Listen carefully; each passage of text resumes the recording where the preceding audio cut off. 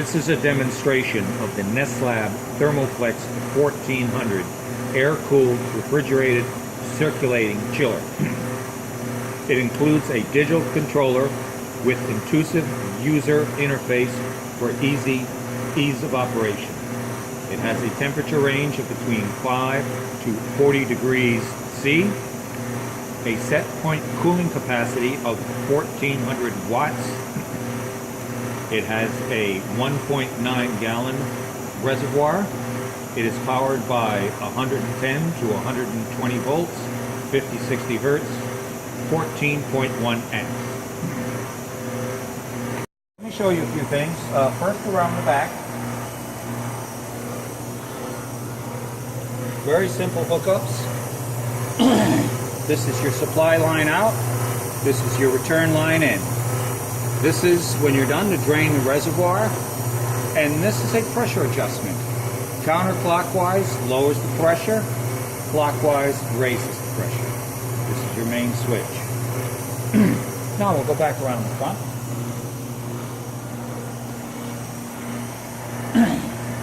This is a fairly easy system to operate. There's a mode switch here that will take you to the most basic setting, which is your set point. There are also other configurations and timing that you can set up as well. It's very well explained in the user's manual. So first, what we're going to do is we're going to run this down to its coldest temperature, which is plus 5 degrees C. So once you push the mode button and you see that set point SP is flashing, you can then either raise or lower set point. We're going to lower it here.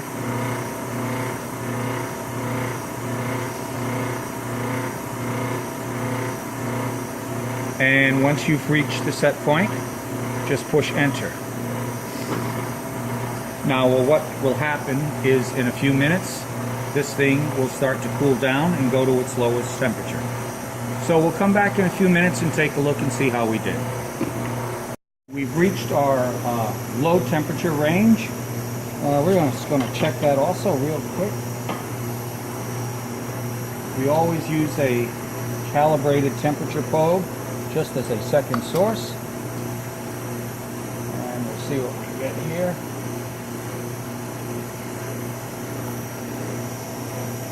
.5. That's in this bag. Oh, that's something else I have to show you. Let me just stop here for a second.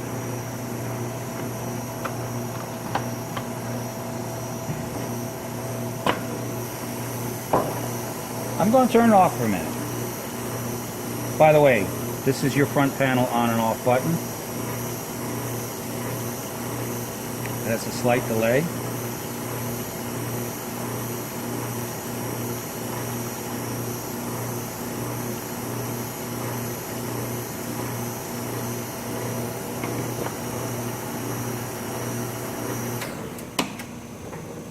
Right inside here there are two things. First, it looks like steel wool. It's actually stainless steel. But this is very important. What this does is it cuts down on the splatter. If you don't have this in there, even with the top on, the water will sometimes splash out and go around here. So this is very important. Plus the fact, since it's stainless steel, you can clean this out as well. You can rinse it out. All you really got to do is just shove the piece back in there. But here, let me show you the other piece here. But also, you tilt, it's a little difficult, you tilt this up, and there's a bag. There's a bag here for any large things. This is easy to soak and clean out. So this way you protect your pump, and you try to keep your process water as contaminant free as possible. And there you go, under the 3, and boom. Now, we put our little thing back.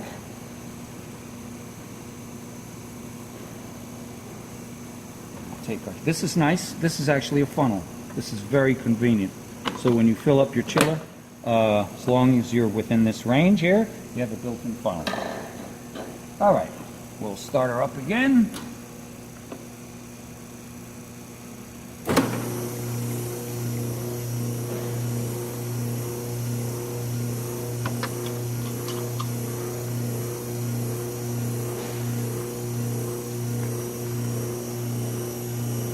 everybody's pretty much within the correct range. You heard the refrigeration compressor kick on. So now what we're going to do is we're going to go up to our highest temperature.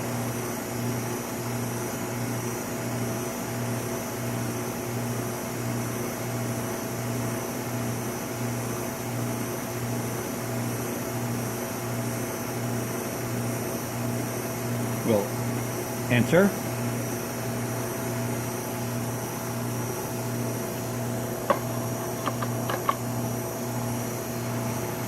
And we'll come back in a little bit and see how we do. Okay, we've hit our high range here of 40 degrees. See? Just see where we're at here inside. Oh boy. Right on the button, pretty much. Very good. Okay.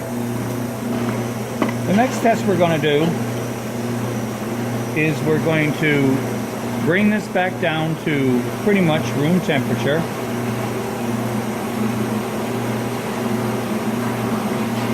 Hold on.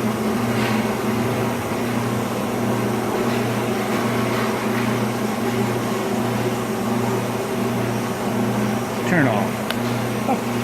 Go. Okay, we've pretty much hit our high temperature of pretty much 40 degrees C. We'll just take a quick check here. Let's see what we got. 39.1, 39.5, that's pretty good.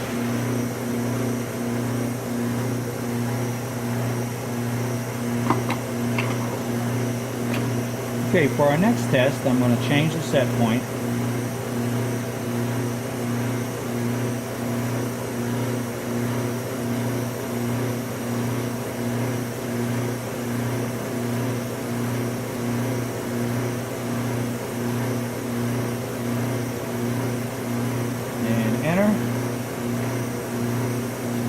And I will allow it to bring itself back down to room temperature. Now once we get down to room temperature, this is our chiller load tester equipment. This allows us to go up to 6,000 watts. We have two dual heaters in here. What we will do is the specifications. We go right by the manufacturer's specifications here, which calls for 1,400 watts or 7,481 BTUs, holding at 20 degrees C.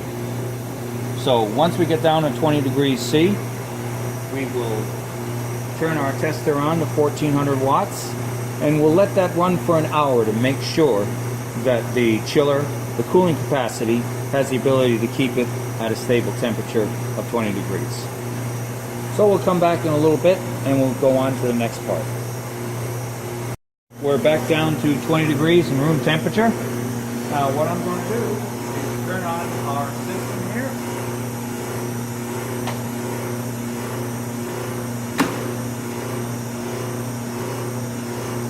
Now we're going to let this run for a minimum of an hour. And let me show you the display up here. This is a homemade device, but it works very well and it's very accurate. So we're going to turn this up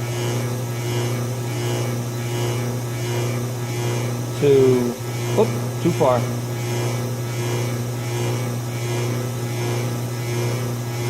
There, 1,424 watts. And we're going to let this run for a minimum of an hour. So we'll come back in about an hour and we'll check our temperature to make sure that it is capable of holding 1,400 watts. It's been about 2 hours now, well, not quite 2 hours, hour and 41 minutes, 42 minutes at 1,425 watts, and we seem to be holding our temperature very well.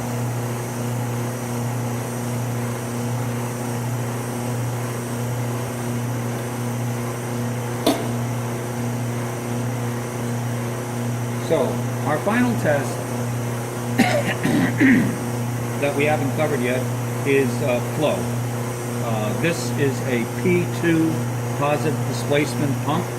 We're running at 60 hertz. The specification is 4.1 gallons per minute at 60 psi.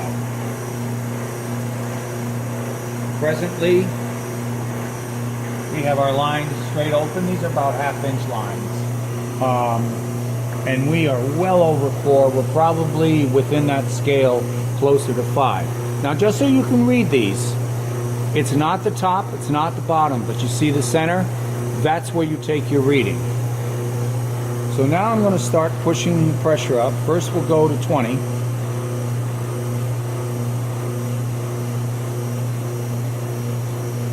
can hear the pump starting to work. Now we're going to go to 40. And we're still above 4 gallons per minute. Now we're going to push all the way past 50 to 60. Oop. Hold on. A little touchy here. I'm going to get it. There, 60.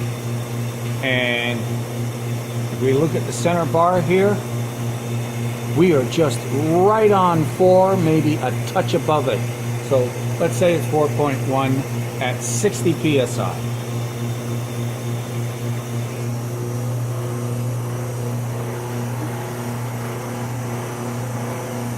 This is a very simple system to use.